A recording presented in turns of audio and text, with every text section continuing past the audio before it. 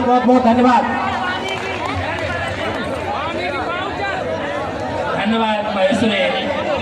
अब मैं अगले वक्ता के रूप में हमारे ब्राह्मण महासभा के बड़ी बड़ी बातें की कि हमारे लिए 1 रुपए भी अगर रिश्वत का नहीं लिया जाएगा तो हमें ये मंजूर नहीं है गौ हत्या के बराबर। बताओ कहा था कि नहीं कहा था? कहा था कि नहीं कहा था? हाथ उठा के बताइए आप सभी लोग। लेकिन आज क्या हो रहा है? सीधी सीधी गाड़ी मिलने का काम किया जा रहा है। मैं तो ये कहूंगा कि तिमिर घनेरा हो तो लट्टू पेट्रा मैक्स लगेगा। और चुनाव आ गया भैया, चुनाव आ गया भैया, बैनर फ्लैक्स लगेगा। और राशन कार्ड बनवाना हो या रोड या हेलपट लगवाना हो तो अटेल के साथियों कान खोल के सुन लो, तो गद्दा टैक्स लगेगा, गद्दा टैक्स। ये हमारा आपको विचार करना पड़ेगा। मैं स्पष्ट तौर पे आपसे कह रहा हूँ।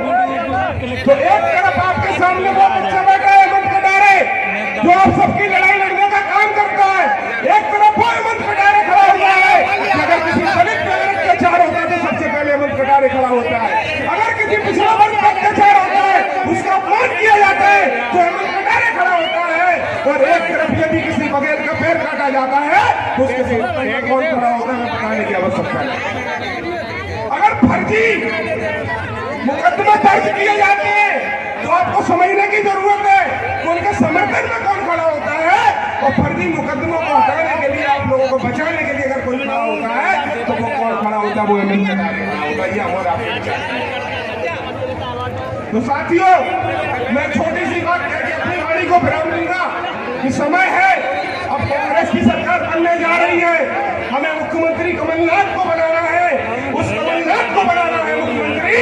ये एक तरफ तो जो महंगाई की मार करके हम सबका दाना छुड़ाने का काम कर रहे हैं, थाली में जो सामान रखा जाता है थाली का उसको कम करने का काम कर रहे हैं भाजपा वाले। और एक तरफ कमलनाथ जी 500 रुपए में सिलेंडर देके आप सबकी थाली और रसोई को महंगाई से बचाने का काम कर रहे हैं। और आपको विचार करना पड़ेगा। कांग्रेस ने हमेशा इस बात को बचाने का काम किया। आज संविधान खतरे में है और ये लोग जो आए हुए आप समझ सकते हैं कि एक व्यक्ति वृक्ष की पूजा करता है और लेकिन उसकी जड़ों में मट्ठा डालने का काम करता है। ऐसे ही साथियों, ये हमारे संविधान को बदलना चाहते हैं, एक एक अनुच्छेद को बदलना चाहते हैं। और जिस संविधान को बाबा साहब अम्बेडकर ने बनाया था, उस संविधान को खत्म करके बाबा साहब अम्बेडकर का नाम इस देश से खत्म करना चाहते हैं। आपको और सबको समझना पड़ेगा कि हमें किसके साथ रहना है। उस कांग्रेस के साथ रहना है जिसने बाबा साहब अम्बेडकर को कानून का मंत्री बनाया और देश को संविधान देने का काम किया, या उस भारतीय जनता पार्टी को बराबर सरकार में दोबारा से बिठाना है जो हमारे संविधान और बाबा साहब को खत्म करना चाहते हैं। हमारा आपको ये विचार करना पड़ेगा। इन्हीं बातों के साथ मैं वाणी को प्रणाम देता हूँ। जय हिंद, जय कांग्रेस। और मैं इसलिए भी आया हूँ कि सत्यदेव कटारे जी की विरासत, उसकी रक्षा करना हम सबका और आपका धर्म है। उनकी विरासत की रक्षा भी धर्म। मैं गौरवान्वित हुआ कि हम अकिंचन लोग, हम छोटे लोग, हे बाबा तेरी प्रतिमा का अनावरण करके हमारा तो जीर्णोद्धार हो गया, हमारा तो कायाकल्प हो गया कि तुझ जैसे महामानव की प्रतिमा का हमारे हाथों से अनावरण करने का सौभाग्य।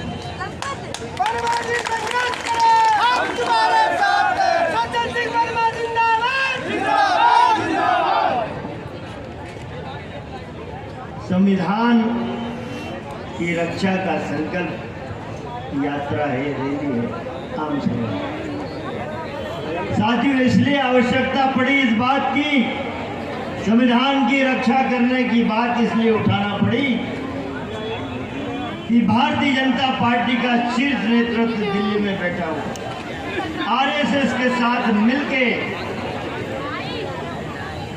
बाबा साहेब के अंबेडकर के संविधान को मिटा देना चाहता है। इसलिए मिटा देना चाहता है कि ये संविधान एक दलित व्यक्ति के हाथों से लिखा गया। लेकिन याद रखना नरेंद्र मोदी साहब, शिवराज चौहान साहब, याद रखना बाबा साहेब के लिखे हुए संविधान को तुम नहीं मिटा पाओगे। नाथूराम गोडसे के विचारों को इसमें घुसेड़ नहीं पाओगे। मैं इसलिए ये बात कह रहा हूँ, फूल सिंह बरैया और सज्जन वर्मा खेल रहे कि हस्ती मिटा दे हमारी, ये तुझमें दम नहीं। मोदी जी, शिवराज सिंह, सुन लो, बाबा साहब के अनुयायी हैं हम, उनके लिखे संविधान को तुम क्या तुम्हारे पुरखे भी आ जाए तुम मिटा नहीं पाओगे। तो मेरा ये कहना है कि हस्ती मिटा दे हमारी, ये तुझमें दम नहीं। अरे हम भी तुम्हारे बाप हैं, किसी से कम नहीं।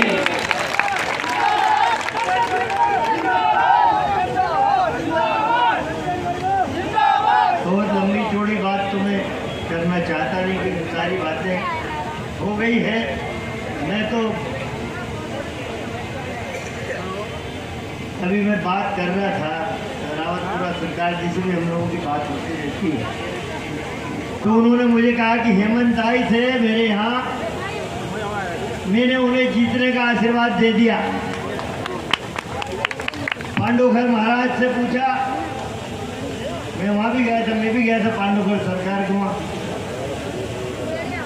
तब उन्होंने भी कहा कि सज्जन भाई, हमने आपके साथ हेमंत भाई आए तो उनको जीतने का आशीर्वाद दे दिया, अब और क्या बचा। जब अपने महान संत आशीर्वाद दे रहे हैं तो हम तो उनके अनुयायी हैं, हमें तो उनकी आज्ञा का पालन करना है।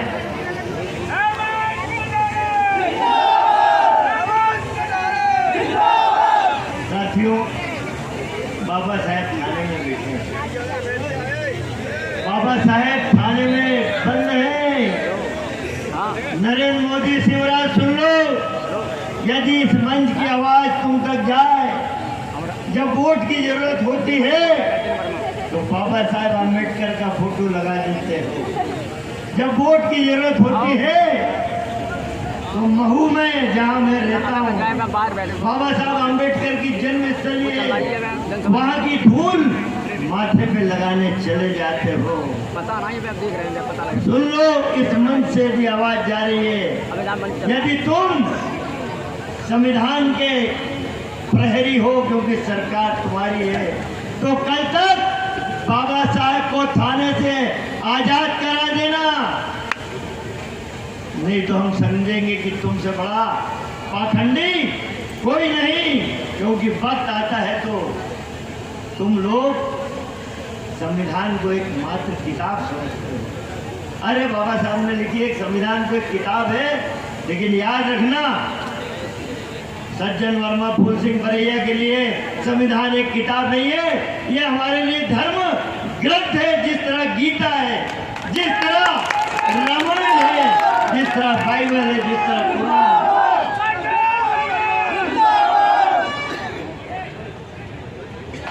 अब ज्यादा बात करने का वक्त नहीं, लोगों के चेहरे में देख रहा हूँ। तो मैं तो आया सत्यदेव कटारे की विरासत की रक्षा करने, और आपसे भी आग्रह करके जा रहा हूँ कि इस विरासत की रक्षा भी करना और इस विरासत को आगे बढ़ाना भी बता जितने